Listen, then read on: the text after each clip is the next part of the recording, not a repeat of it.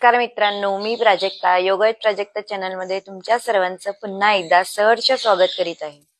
मित्रांनो, पावसाळ्याचा सीझन सुरू झालेला आहे आणि ह्या सीझन मध्ये जरी आपल्याला खूप जास्त आल्हाददायक वाटत असेल, कारण नुकताच ग्रीष्म ऋतू संपलेला असतो, उष्णता वातावरणात कमी होऊन पावसाच्या हलक्या हलक्या सरी सुरुवात झालेल्या असतात। पण जेव्हा पावसाचा जोर वाढू लागतो तेव्हा नॅचरली पाण्यामध्ये दूषितपणा येतो आणि आपली रोगप्रतिकार शक्ती कमी होते, इम्युनिटी कमी होते आणि त्यामुळे बऱ्याच आजारांना आपल्याला सामना करावा लागतो। आणि ह्यामध्ये मुख्यत्वे सर्दी, खोकला, ताप अशा अंगात कणकण येणं अशा पद्धतीच्या आजारांनी आपण ग्रासित होतो।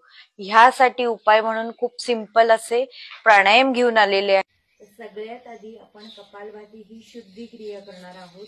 ह्यामुळे आपले नॅसल पॅसेजेस पूर्णपणे क्लिअर होतील आणि कपालभातीच्या प्रॅक्टिसमुळे आपले मॅक्झिमम टॉक्सिन्स आपल्या नाकाद्वारे बाहेर पडतील। त्यामुळे सर्दी, खोकला यांवर आपल्याला नियंत्रण आणता येईल।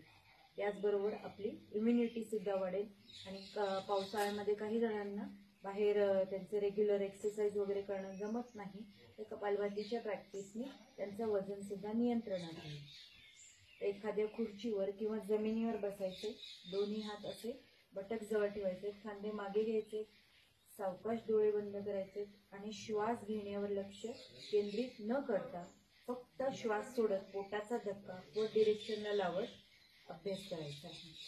एक मोठा श्वास घ्या, मोठा श्वास सोडा and start kapalbhati.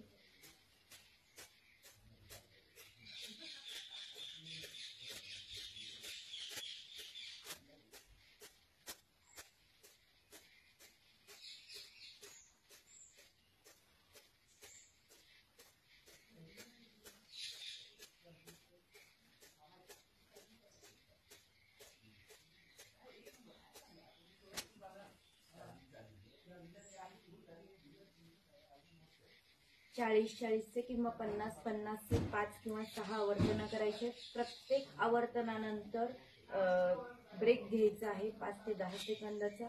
Breathing normal झाल्यानंतर पुढचं आवर्तन करायचे। हार्ट पेशंट, बीपी पेशंटनी खूपच सावकाश गतीने या क्रियेचा अभ्यास करायचा। आता पुढचा जो अभ्यास आपण करणार आहोत तो भस्त्रिका किंवा फास्ट ब्रीदिंग करणार आहोत। तर ह्याच्यामध्ये फक्त चेस्ट मुवमेंट होणार आहे।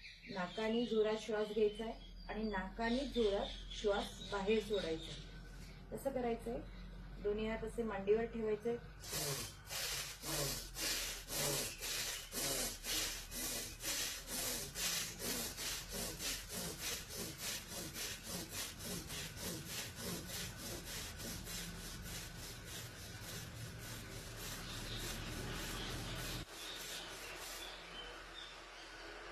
जेव्हा तुम्हाला सफोकेट झाल्यासारखं वाटेल लगेच आवर्तन थांबवायचंय। ब्रीदिंग नॉर्मल झाल्यानंतर पुढचं आवर्तन करायचंय। हार्ट पेशंट, बीपी पेशंटनी अतिशय सावकाश या क्रियेचा अभ्यास करायचा आहे।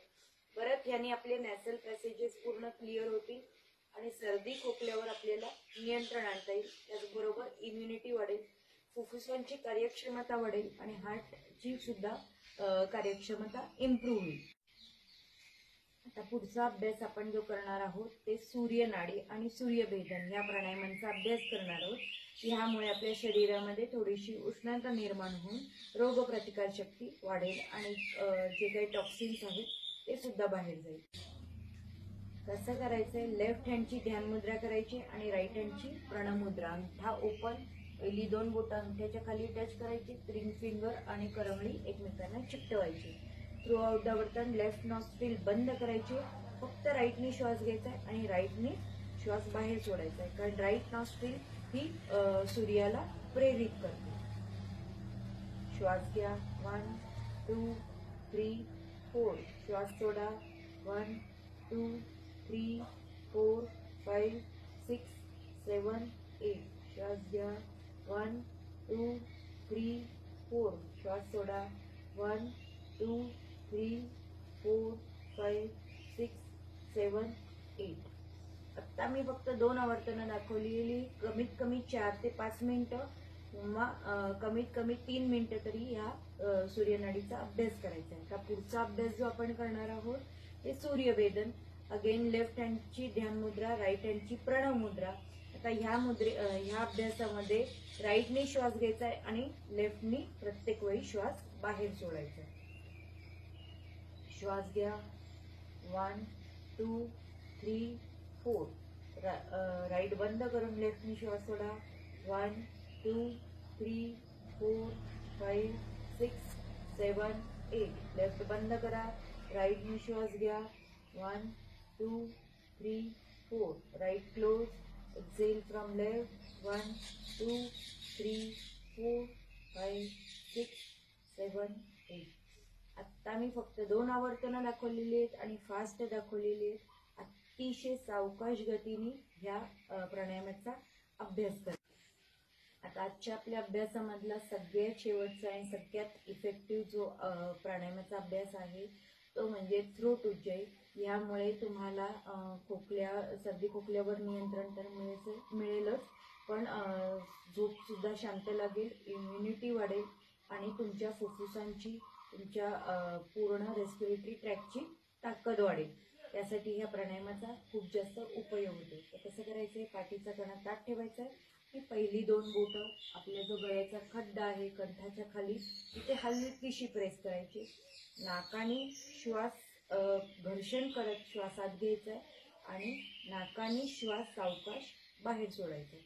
श्वास घर्षण घेत आत घ्यायचा आहे आणि श्वास नॉर्मल ब्रीदिंगमध्ये बाहेर सोडायचा आहे. लेफ्ट हँडची ध्यान मुद्रा.